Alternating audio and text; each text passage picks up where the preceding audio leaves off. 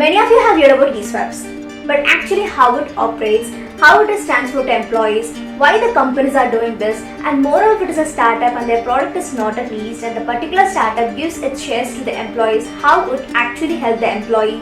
Like there are a lot of confusions among the employees regarding ESOPs. Let's cover everything in this video in a very detailed perspective, and I hope this video gives a better solution for this. First of all, let's try to understand what is ESOPs. ESOPs actually stands for Employee Stock Ownership Plan, where the company actually asks the employee to buy the company share at a predetermined price, which is generally a low price than the actual current market price. If the employee agrees for it, then he would obviously get his shares.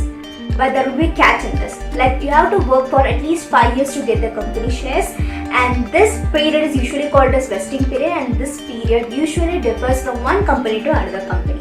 After the vesting period, the employee would actually get his shares. But here the only profit is he won't be paying the current market price for the particular shares, rather he would pay ideally the amount which he agreed 5 years before. There would be huge profit here. After buying shares as an employee, you can either keep the shares if you see the growth in the company, or you can sell it. There are 3 other stock options as well. One is restricted stock units, immediate vesting, and the third one is employee stock purchase plans. These are part of ESOPs. Let's cover everything in detail one by one. What is restricted stock units? As I already said, restricted stock units are similar to ESOPs, but they are not actually ESOPs. Sounds confusing, right? In ESOPs, we generally pay an amount to buy the company shares. But here, we don't need to pay any such amount, but we have to meet certain obligations. The obligations may be either we have to spend certain time in a company, or we have to meet certain target goals. If those obligations are met, then you automatically own the shares. Then it's up to you to either keep the share or sell the share. Now let's see what is immediate vesting, which is otherwise called as bonus shares. In ESOPs, we generally pay an amount. In RSUs, we meet certain conditions. But here, we won't be paying any amount, or we won't be meeting any conditions. The company would just transfer its shares to the employees. Sounds fabulous, right? This is usually given as a part of bonus or as a reward for joining.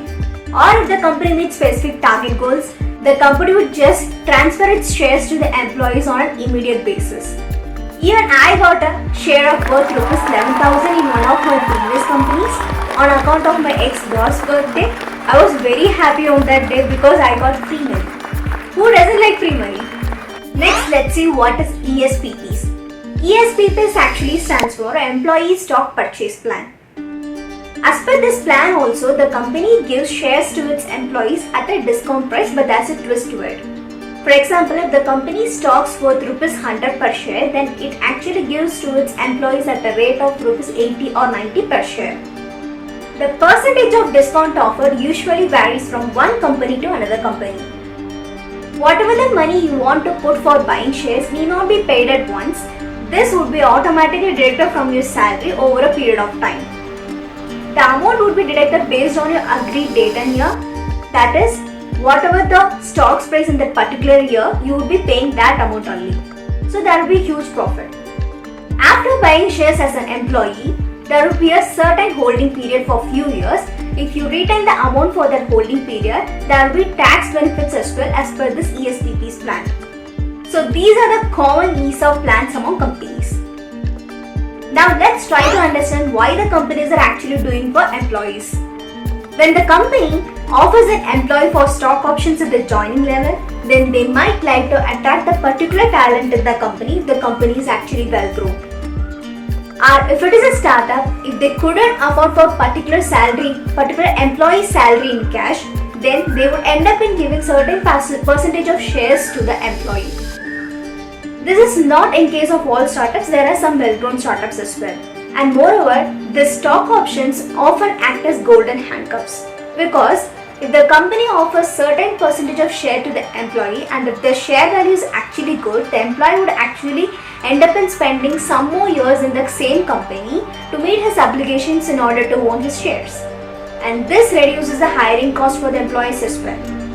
And some companies actually think in a way like if certain percentage of shares are given to employees, then their ownership actually fall on them. So this would motivate the employees to work hard and achieve targets. These are the stories behind why the companies are actually giving shares to their employees. The last point which we are going to discuss here is if a startup doesn't release a product and there is no profit and that particular startup gives its shares to its employees, how it would actually benefit the employee? Actually, the startup's value is not only based on profit. It is actually based on the amount the investors put in it. So, if the particular company is listed in IPO, then the employee can actually sell their shares in IPO, which is a public market, or they can sell it in private market, but which would be really tedious, which would be somewhat tedious. So, you can wait for the company to get listed in IPO if you see the actual potential in it. Yeah, this is all about today's video.